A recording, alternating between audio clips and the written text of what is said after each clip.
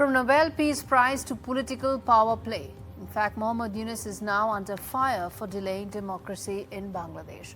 Once hailed as a reformer, he's now branded as a ruler without really a mandate. And in fact, Yunus claims reform, but critics see nothing but regime consolidation. From economic summits to policy rollouts, he is doing everything but holding elections. Well, his mandate, it was temporary. His ambition, unfortunately, now looking endless. Former Prime Minister Sheikh Hasina has dropped a bombshell, accused Yunus of selling the nation to the U.S. Her words: he seized power with radicals, banned the party of Bangladesh's freedom. He seized control with extremists, selling the nation to the United States. These are exact words that Sheikh Hasina, in fact, said regarding Mohammad Yunus. Now, what does this mean? It means that even the army now is drawing a line, not just Sheikh Hasina and her party, but even the army, demanding elections by December to take place and warning against foreign-backed projects like the Rohingya Corridor. It has been, which has been dismissed as a bloody corridor by the army chief. Bangladesh's interim leader may speak of unity, but as pressure mounts from the people, parties and the military, one question looms large: that is Yunus rewriting the rules of democracy, or is he raising them? Which is why it's important to put forth those big questions that we are going to ask as far as what is really happening in Bangladesh. At one end, we've been hearing the last couple of days a lot of chatter around a public face-off between the army chief and Mohammad Yunus. There's also been a lot of chatter about whether Mohammad Yunus is now on borrowed time. There's also been a fair number of protests that have taken place, whether by the army, whether it is by the civilians, instigated by the army chief. All those add to the instability that's unfolding in Bangladesh. This is why the questions that are coming in. First up, is reform a mask for a power grab that's taking place in Bangladesh? That's the first thing. Secondly, as far as the other big questions, will Bangladesh be ruled by suppression backed by radicals? The other key question. Is Bangladesh's sovereignty now being sold in silence? This is something that Sheikh Hasina has said time and again. And lastly, what happens when the army, the opposition and people say enough? As I said, there are several legs to this story. Enough and more is happening in Bangladesh. I'm going to try and have a reasoned discussion with Faisal Mahmud, who joins me along with Shreya Upadhyay. Shreya, let me start with you. NDTV has not covered any of the chatter that Bangladesh has witnessed in the last 48 hours, because that's right now it's just chatter. It is unconfirmed news. But I want to understand from you, as someone who tracks Bangladesh, this region very closely, how do you see the face-off that's unfolding and the power tussle that's been going on between the army chief and Mohammad Yunus? So this is something which, when Yunus has to ultimately start for the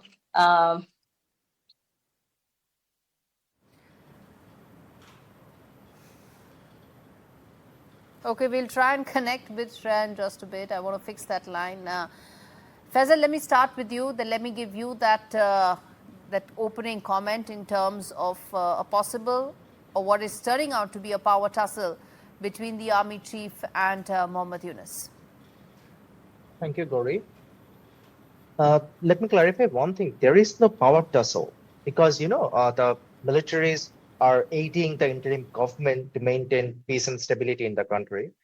But then again, there's a tension.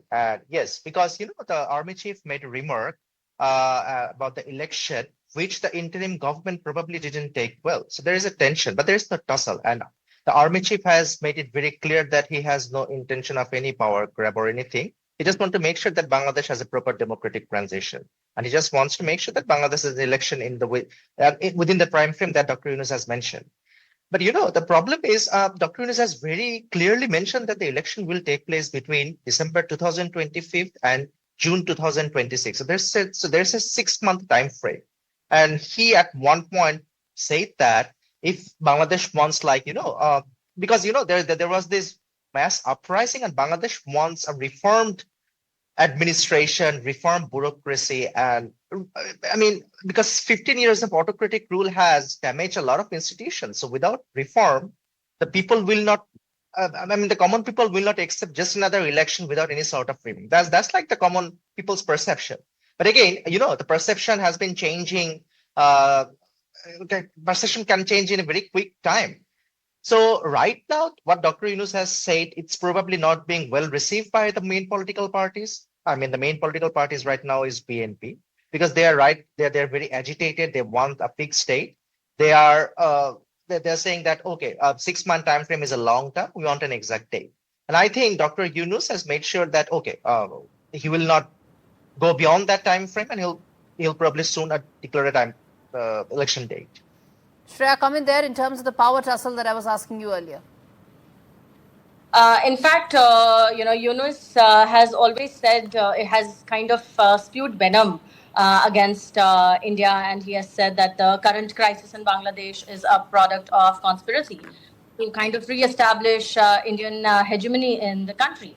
And when he came in for a reason, and I think it's very important that now he needs to, give way to elections, as early as possible.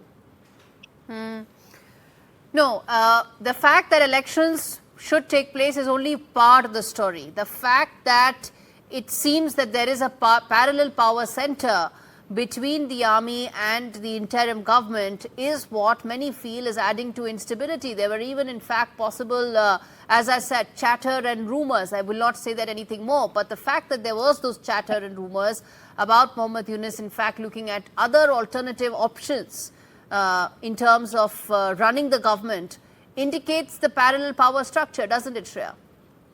Of course. In fact, if we see that army and Yunus, the entire rift has widened, so much so that the law and order situation is currently in shambles. And there are violent rallies taking place. There have been attacks on minorities. And many have said that the army chief, Waqar-ul-Zaman, is anti-US or, pro-India for that matter. In this regard, in fact, even France recently rejected meeting Yunus, for a climate change conference. So definitely there's been a lot going on in the domestic circles. And the issue, however, it's the public that is paying the price. It is the industry which the price, whether it is the garment industry, the energy costs are rising, there's unreliable gas and electricity supplies. So, ultimately, because of the rift, it's the people of Bangladesh that are suffering.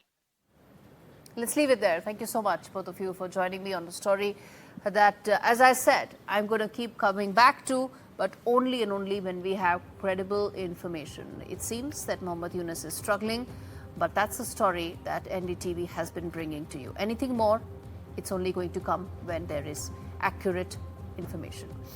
Bottom line, viewers, as far as what's unfolding in Bangladesh is concerned, is Mohammad Yunus stands accused of hijacking democracy. 9 months, no election date. He calls it reform. Critics say that it could possibly be a coup. Protests rage, industry teethers, and Islamist radicals roam unchecked. Hasina says he sold the nation to Washington and silenced the very party that birthed Bangladesh. This is not about Hasina. This is not about the Awami League. This is about the people of Bangladesh. What do they want? Do they deserve better than an unelected interim government? Well, the army seems to be sensing what the public sentiment is, which is why it has drawn a red line. It says elections must take place. The unfoldings in Dhaka seem less and less like a transition. They're more and more looking like a twilight of Mohammad Yunus and his so-called interim government.